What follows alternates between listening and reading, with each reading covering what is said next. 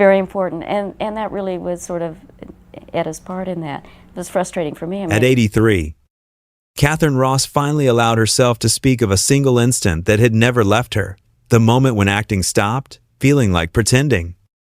It happened in 1969, on the sun-baked Utah set of Butch Cassidy and the Sundance Kid. The crew was resetting lights, dust floated through the golden air. In front of the camera stood two young actors destined to become legends. Behind it, something invisible flickered the brief. Forbidden electricity of feeling too much. For decades, the world worshipped the movie's charm, Newman's mischief, Redford's calm fire, and Ross's quiet grace between them. But Ross, soft-spoken and disciplined, has now admitted that one scene, one kiss, was never rehearsed. The breath changed, she said simply. It wasn't in the script. Hollywood called it chemistry.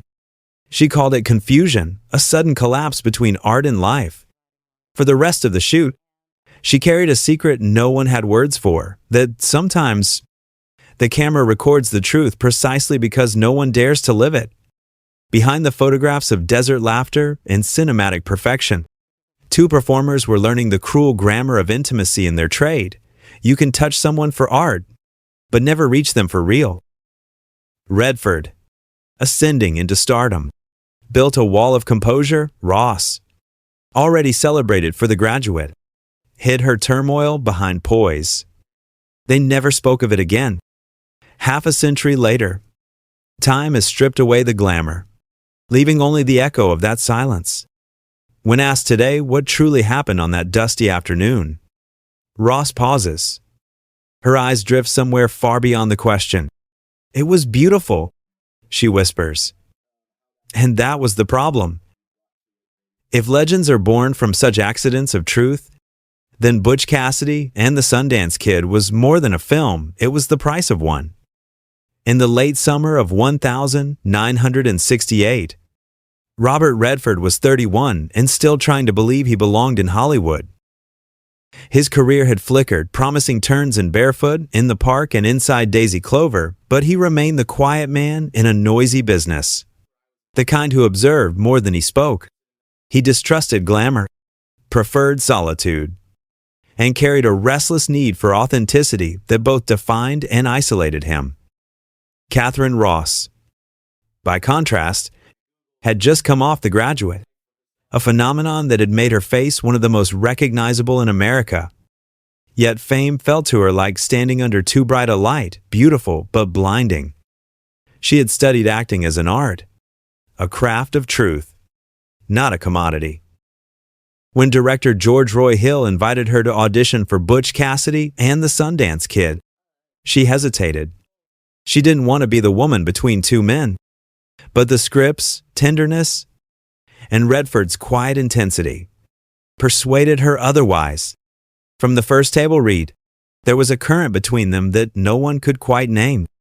Not flirtation, not rivalry, but an awareness subtle, pulsing, and dangerous. Hill saw it and decided not to touch it. Whatever that is, he told the cinematographer, keep it in the frame. The illusion began the day Redford mounted the horse beside her for the first time. Cameras rolled. Dust spiraled. She glanced at him, eyes narrowed under the brim of his hat, and something shifted. He wasn't speaking lines. He was listening. That listening, so rare in acting, made her feel seen in a way that was both comforting and terrifying. For the next 3 months, she lived inside that contradiction. Hollywood adored what it saw. When Butch Cassidy and the Sundance Kid premiered, critics called their chemistry effortless. Audiences believed it was destiny captured on film. Newman's charm, Redford's restraint, Ross's quiet luminosity, the triangle became cinematic perfection. But perfection, as every actor knows, is built on control, and control often hides unease. Behind the still photographs of laughter and sunlight, the set was a study in contrasts. Redford rose before dawn, pacing through dialogue alone. His discipline bordering on obsession. Ross arrived later, reserved but alert, trying to maintain her focus amid the camaraderie of two men whose friendship had already become legend. Newman and Redford joked constantly. Ross watched, half amused, half detached. In that world of masculine energy, she was both essential and invisible. Yet, in the scenes between her and Redford, a different tension unfolded, one the crew couldn't fabricate. During the bicycle scene, where Sundance watches Etta and Butch glide through the fields, Ross could feel Redford's gaze through the camera's distance. It wasn't desire exactly, but recognition. A mirror between two people who understood the price of pretending. That recognition unsettled her. She had been married once, briefly, to actor Joel Fabiani.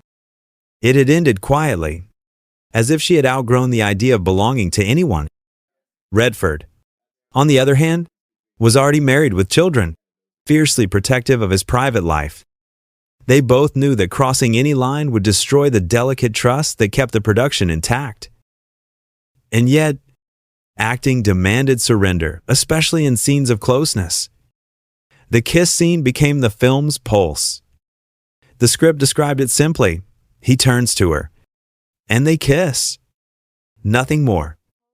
But when the cameras rolled, it was not simplicity, it was combustion contained. The crew went silent. George Roy Hill didn't call cut right away. He wanted to see what truth would emerge. When he finally did, no one spoke. Ross walked off set without a word, heart pounding, unsure whether she had just done her job or something far more dangerous. That night, she wrote in her diary, "Sometimes the line between truth and performance feels thinner than skin." For Redford, the scene left a mark too, though he buried it under professionalism. He avoided eye contact during the next day's rehearsals, retreating into the meticulous rhythm that kept his emotions in check. He had always been the man who didn't mix feelings with work.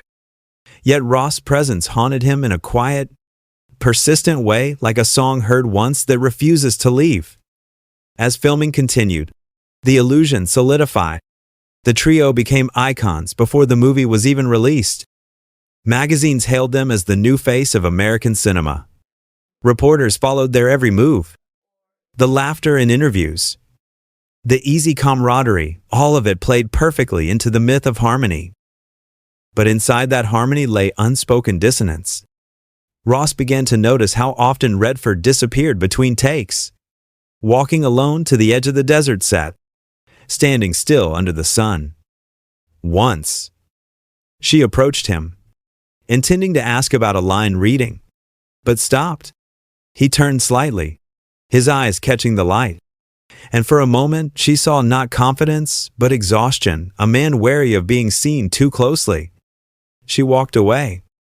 That distance became their form of communication, a series of almost speaking, almost reaching, almost revealing, and in those almosts, something fragile but profound took root: respect, tinged with longing, buried under professionalism.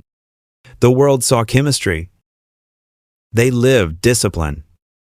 When the film wrapped, the illusion had consumed them both.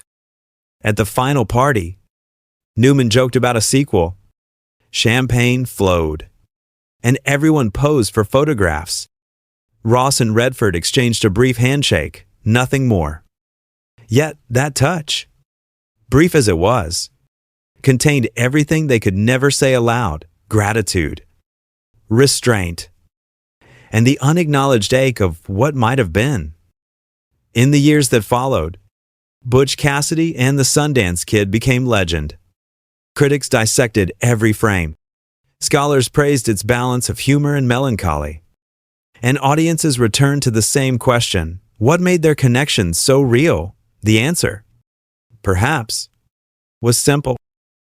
It was real because, for a moment, it was.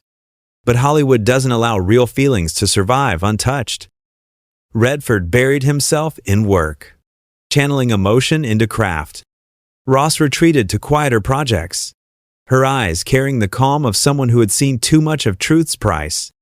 Neither ever spoke publicly about what happened or didn't happen on that set. The illusion remained intact, shining like glass under the desert sun. Years later, when Redford directed The Electric Horseman, he offered Ross a role. She declined politely, citing scheduling conflicts. But privately, she told a friend, "I don't think I could stand in front of his camera again. It would remember too much." That confession captures the paradox of their bond. Two artists who built an immortal image of love precisely because they refused to live it. They preserved it in film, unspoiled by the mess of reality. Every time Butch Cassidy plays on television, the audience still feels the spark, the same spark that changed the air on that long-ago afternoon in Utah. But only Ross knows what it costs to keep that spark eternal. And perhaps that is what makes the illusion perfect, not its beauty, but its silence. In every great film, there is a scene the audience never sees. Not the one printed on celluloid, but the invisible one, the silent afterglow, when the actors stop performing and something raw lingers between them. For Robert Redford and Katharine Ross, that unseen scene lasted decades. After Butch Cassidy and the Sundance Kid wrapped in late 1968, the crew dispersed, the lights dimmed, and the myth began. The film would go on to become a cultural milestone, a hymn to freedom, youth, and the fragile bond between outlaws and dreamers. Yet, for the two people who had shared that immortal kiss, freedom was the one thing they could not afford. Ross returned to Los Angeles first. She slipped quietly back into anonymity, attending small readings, visiting friends who didn't ask about Utah. When reporters asked about Redford, she smiled professionally. "He's remarkable to work with," she said. And that was all. But inside, the memory persisted like a low note she couldn't tune out. There is a kind of intimacy born not from touch, but from restraint. That was what haunted her, the intimacy of what never happened. She had stood close enough to sense the warmth of Redford's breath, the steadiness of his eyes, and the tremor just beneath his composure. It wasn't romance. It was something purer, more fragile, and therefore more dangerous, recognition. Redford, meanwhile, had no language for it. He returned to his wife, Lola, to his children, to his rituals of control, the morning runs, the endless notebooks of dialogue rewrites, the search for a kind of truth that never wounded anyone. But truth always wounds. It finds the cracks in discipline and slips through them like water. He once told a friend during an interview, "Break. You spend your life trying not to feel too much. But sometimes you meet someone who ruins that plan." The friend laughed, thinking it was a joke. It wasn't. For Redford, the aftermath of Butch Cassidy became the beginning of a paradoxical life fame without freedom. The movie made him a star overnight, but it also imprisoned him in a single image, the Sundance Kid. Charming, controlled, unreachable. The world projected that image onto him so powerfully that even he began to live inside it. To protect himself, he learned to vanish behind silence. Ross understood that silence too well. In the years following the film, she watched Redford's career explode. Jeremiah Johnson, The Way We Were, The Sting. He became the embodiment of American grace under pressure. But in every interview, she noticed something familiar. That slight pause before he answered, the measured tone that hid the heartbeat. She recognized it because it was her own. The truth between them was not scandalous. It was ordinary, and that was what made it so painful.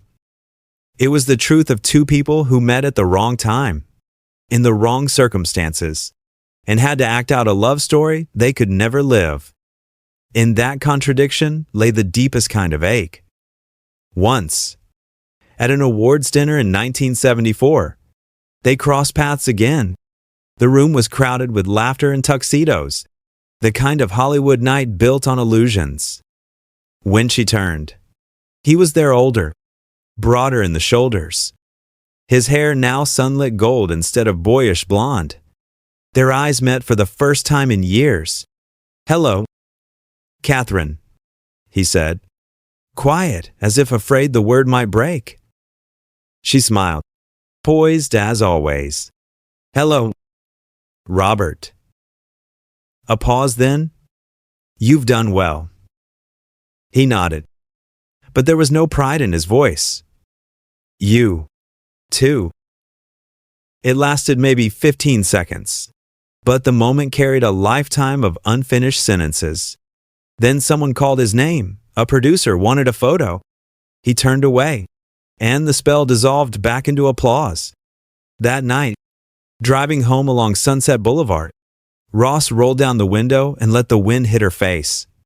For a fleeting second, she remembered the Utah wind dry, sharp, honest. Then it was gone. In her private journals from that period, she wrote about the hunger for something I can't define. She didn't mean love. Not exactly. She meant truth. The kind of truth that art sometimes forces you to feel but never allows you to keep. Acting had given her the gift of emotional honesty and then taken it away by calling it fiction. She continued to work, tell them Willie Boy is here. Voyage of the Damned. The Legacy. Critics praised her subtlety, her ability to convey entire emotions through a single hesitation.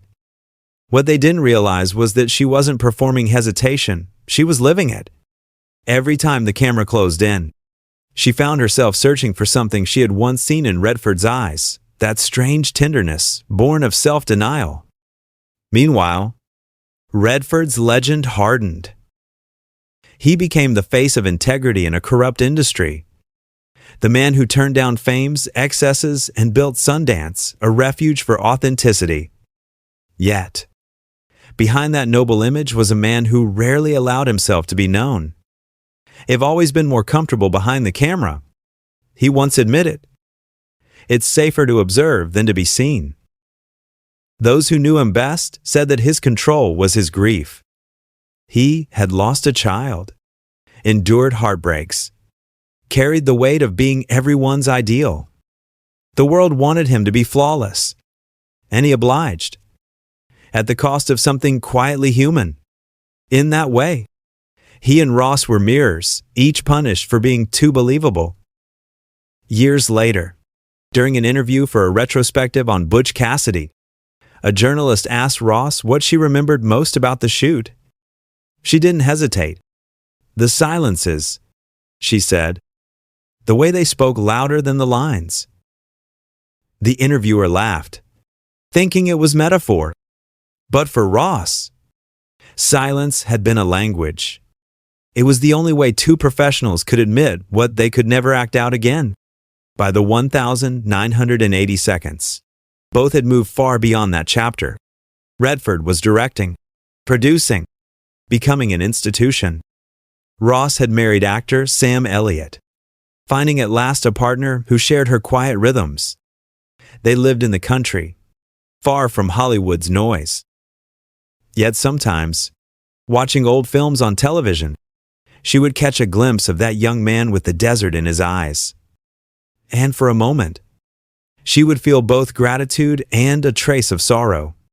In one rare interview, she confessed, "That film changed my life, though not in the way people think.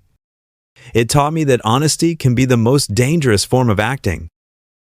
Perhaps that is the essence of the hidden truth, the paradox that art can reveal what life must conceal. The camera had captured something neither of them could ever recreate, the first spark of feeling before reason intervenes. Before time and duty and fear rearrange everything into what is acceptable. That spark still exists, flickering in every frame of Butch Cassidy and the Sundance Kid. Viewers call it chemistry, magic, destiny. But for Ross and Redford, it was something far simpler and far sadder, the echo of a truth too fragile to survive the world that recorded it. Sometimes, when Redford was asked about his favorite scene, He would mention the bicycle sequence, the moment when Newman's Butch rides with Ross's Etta, while Redford's Sundance watches from afar. That's the essence of the story. He once said, "You can't have everything you want." And that's what makes it beautiful. He could have been talking about the film, or her, or both. By the time the new millennium arrived, both were legends in their own right, each defined by restraint, by the elegance of what they chose not to expose. The world had changed. Hollywood had changed. But the mythology of that one film endured. Young actors still studied it to learn natural chemistry, unaware that what they were watching was not technique, but vulnerability caught by accident. And if you listen closely, beneath the music and laughter, beneath the horse's gallop and the gunfire, you can almost hear it, the breath that changed. The invisible heartbeat of two people who, for one brief moment, forgot to pretend. That was the hidden truth. And like all truths worth remembering, it lived not in words, but in silence, in the autumn of her life. When interviews no longer frightened her and nostalgia replaced caution, Katharine Ross finally allowed herself to speak the truth, not the scandal the press had always imagined, but something far quieter and far more difficult. It wasn't an affair. She told a journalist from Vanity Fair in a rare 2019 profile. It was something purer, and that's why it hurt. For 50 years, she had protected the story the way actors protect their first script, with reverence and a touch of fear. She had learned that the world prefers noise to nuance. It craves confessions it can judge. Not feelings it must understand. But Ross, now serene in her 80s, had nothing left to lose or to prove. The memory no longer belonged to the tabloids, it belonged to time itself. She spoke of Butch Cassidy not as a film, but as a mirror. It caught us at the moment before life hardened. She said, "We were young enough to feel everything, and old enough to know we shouldn't." The biggest revelation wasn't that there had been attraction between her and Redford. Everyone had long suspected that. What stunned those who listened was the gentleness in the way she described it. There was no bitterness, no regret, only recognition. "We didn't betray anyone," she said softly. "We betrayed the distance between what's real and what's allowed." Behind that simple sentence lay a philosophy that took half a lifetime to reach. In the silent choreography of that famous kiss, they had discovered a paradox, that truth in art is born from the lies we are brave enough to tell. They had acted love so perfectly that they both felt it, and because they felt it, they had to deny it. The revelation, then, was not about what did happen, but about what did not. Theirs was a love that existed only inside the camera's frame, a sacred illusion that could never survive daylight. That restraint, that impossible discipline, was what turned an ordinary Western into poetry. When Redford was asked years later if he had ever fallen in love with a co-star, he paused for a long moment. "I think love happens in fragments," he finally said. "Sometimes it's a moment, a breath, an understanding, and that's enough. You don't have to possess it to keep it." He never mentioned Ross by name, but the phrasing was unmistakable. For Ross, that sentence was the closure she hadn't known she needed. In her modest home in Santa Fe, she clipped the article, folded it neatly, and tucked it into the pages of an old screenplay from Butch Cassidy and the Sundance Kid. On its cover, faded but legible, were her initials K.R. Next to them, written in Redford's unmistakable handwriting from decades ago, "Thanks for the honesty, Bob." That, perhaps, was the truest artifact of their connection, not a love letter, but an acknowledgement between equals. When Redford officially retired from acting in 2018, Ross sent a brief handwritten note. "You gave the world truth disguised as charm. Thank you for the kindness behind your silence." She never knew if he received it, but somewhere, the gesture felt complete. Because the ultimate revelation was this: The emotion audiences celebrated was not a performance, it was the residue of something real, restrained by integrity. They had both chosen the film over themselves, the story over the impulse, the art over the accident of desire, and in doing so, they preserved something rarer than romance, dignity. It is easy to fall in love. It is infinitely harder to protect what love awakens in you. For half a century, Redford and Ross carried that truth like a secret vow. Whenever the film was re-released or honored, they appeared at separate events, speaking of craft and legacy, never of each other. But those who watched closely could sense the reverence in their tone, the way Ross' voice softened at his name, the way Redford's eyes drifted away when hers was mentioned. Time, it seems, had not erased the feeling. It had only distilled it into silence. In her final revelation, Ross offered a line that felt less like confession and more like a benediction. Some loves aren't meant to be stories. They're meant to be lessons about restraint, about art, about knowing when to stop before something breaks. She paused, then smiled the same quiet smile that once captivated the desert sun. "If I could go back," she said, "I wouldn't change a thing. Except maybe it let the camera roll a second longer." And that, perhaps, was the greatest shock of all, that after a lifetime of silence, what remained was not guilt or loss, but gratitude. Gratitude for a single moment of truth that no fame, no marriage, no passing of time could ever quite erase. Because long after the applause faded and the reels gathered dust, that truth still glowed delicate, defiant, like the final spark of the Sundance Kid. Time has a strange tenderness toward old stories. It does not erase them. It softens their edges until what once felt unbearable becomes simply true. For Robert Redford and Katharine Ross, truth was never about confession.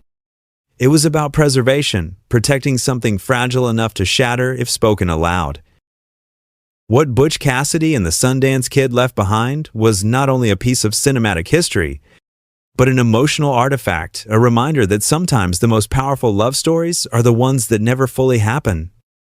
Their silence became its own form of fidelity, fidelity to art, to respect, to the idea that feeling deeply does not always require possession. In Hollywood, where emotion is often exploited, they had done the opposite. They had protected it. By refusing to turn their connection into spectacle, they transformed it into something rarer, a quiet truth that only grows stronger in retrospect. The world called it chemistry. But in truth, it was courage, the courage to stop where beauty ends and damage begins.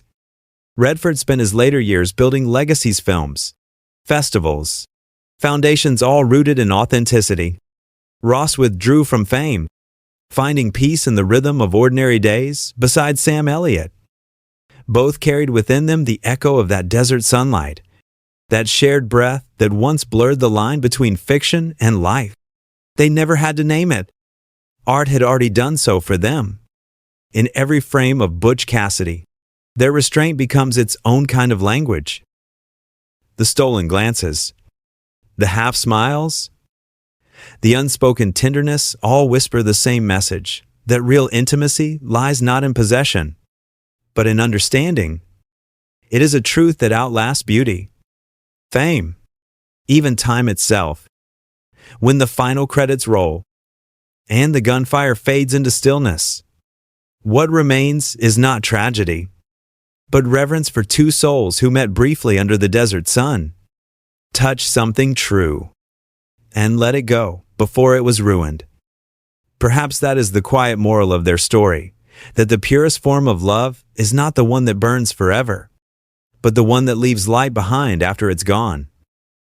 And somewhere, in that endless Utah horizon, the Sundance Kid still turns to Etta Place and smiles, as if he, too, knows that some sparks are meant to live only once and shine forever.